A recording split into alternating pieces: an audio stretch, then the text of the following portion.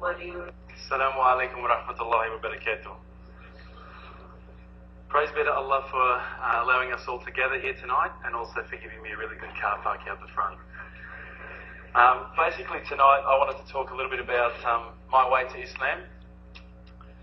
I, like Brother Clay there, grew up in the country. We had a farm. We also didn't have very much fun with chickens. And again, likewise, we didn't have any television. We were left to play amongst ourselves, make our own fun. And I guess I was left on those cold winter nights to contemplate about life when I was 4 years old and think about, was there more to life? And I didn't really think that much about it, to be honest. When we moved to the city, I remember my best friend at the time, who really was only happening to be my best friend because we sat together in grade 3. He was a very devout Christian. Now, his parents were devout Christians. He was obviously just dragged along to church. But my whole life, I'd never been to a church, not once. My parents had always said, when you die, you're worm food. That's it. There's no afterlife. You're not going to come back as a bird or an ant or anything. That's it. Nothing. And they basically believed that because they'd been dragged along to church all their lives. And they hated every minute of it. So when we grew up, they basically told us there's nothing else. Alhamdulillah, that gave us our own opportunity to basically think about what we believed. And they didn't force us to believe or disbelieve anything. Now, my first spiritual experience happened in grade 3 when I was 8 years old. My friend, who I used to sit next to, best friend, and I used to have this thing where we'd say, swear on our friendship. If you say something and you mean it, you better swear on our friendship. Which, was a friendship for about 3 weeks, so it wasn't really a big deal. But it still meant a lot. One time, one thing was particularly important to him. And he said, listen, bro, I'm not going to get you to swear on our friendship. I'm going to get you to vow to God. Now, I remember thinking to myself, vow to God? What's that mean? My friend said to me, it means if you lie, you're gone. You can't lie on this one, right? You can swear on our friendship and you can lie, but on this one, it's all over. And I went, what do you mean? He goes, well, God's everywhere. Now, obviously, he's Christian, so he's explaining his belief. I go, what do you mean God's everywhere? I can go to the toilet and he's there with me as well. What are you talking about? He said, he'll find you if you lie. The worst part was I was lying. And I did vow to God.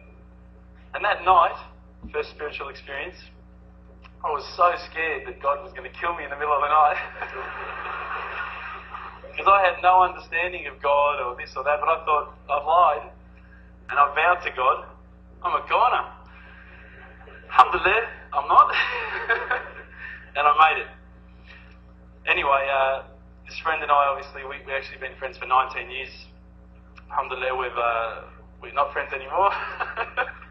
But we were friends for quite a while.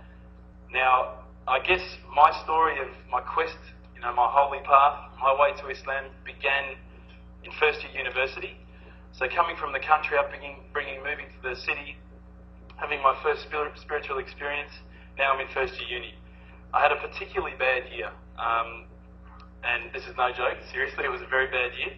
My parents separated, which was devastating to me. I had always thought of my parents as being people who'd been together. In fact, my friend's parents would he'd punch his wife and they're still together.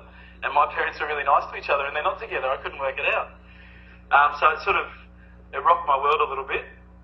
I had 2 car accidents. I just gotten my P plates. Now I'm a much better driver now. But I had 2 car accidents in 1 week. It was a pretty crappy car, so it didn't really matter that much. I had some problems with the police as well. I won't go into those details. Inshallah, there's no one here from the police. My dog died, which I was particularly upset about. I love that dog.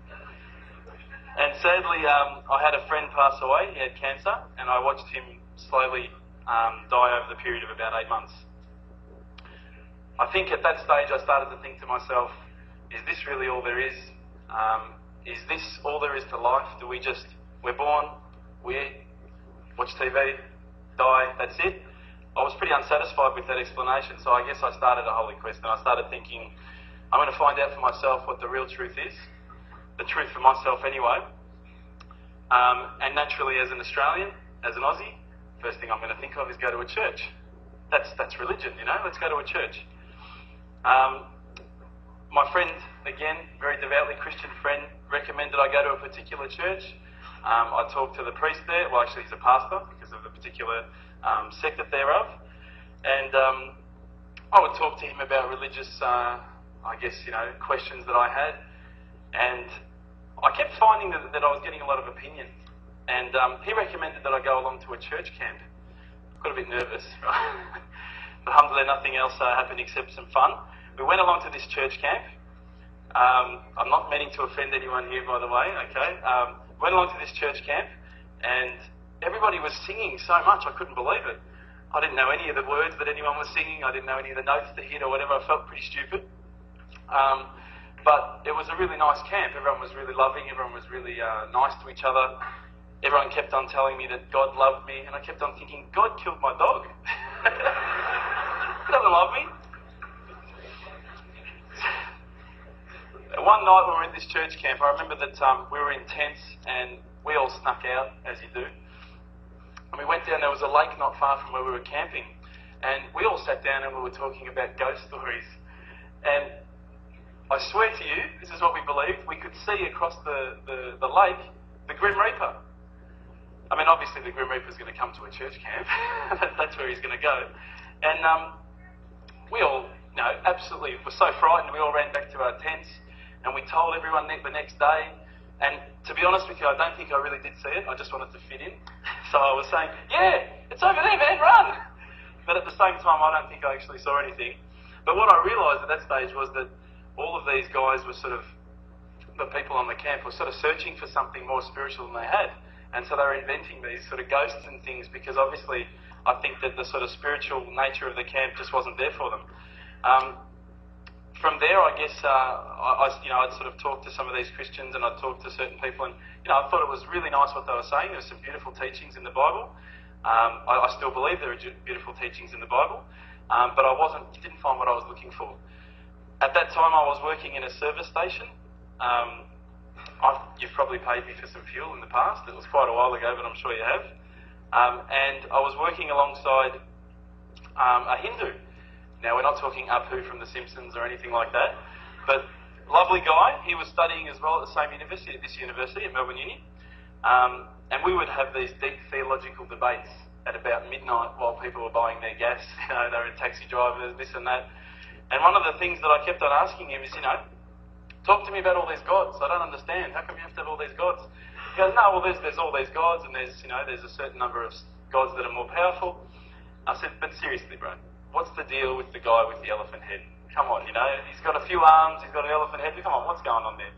You've got lions' heads, tigers' heads, eagles' heads. They're all so much better than the elephant's head. Why did he pick that one? And he didn't find it very funny. But again, I kept on, you know, I was taunting him a little bit, but I was trying to find the truth. Another friend of mine is a Mormon, and that's the Church of the Latter-day Saints. And I found that this religion was actually a lot closer to what I thought a religion should be. These guys don't drink. They have dress codes. They obviously have to be quite modest. They don't drink caffeine, so Coke's out. So if anyone here likes Coke, forget it. Don't be a Mormon. You can't drink it. That's not the only reason, but anyway. Again, I went to their house. We had dinner, beautiful meal. And then they said, listen, let's all kneel on the floor and pray. And I thought, oh yeah, that's quite nice. It was a nice meal. I should probably thank someone for it. So we knelt down, and then everyone started singing again.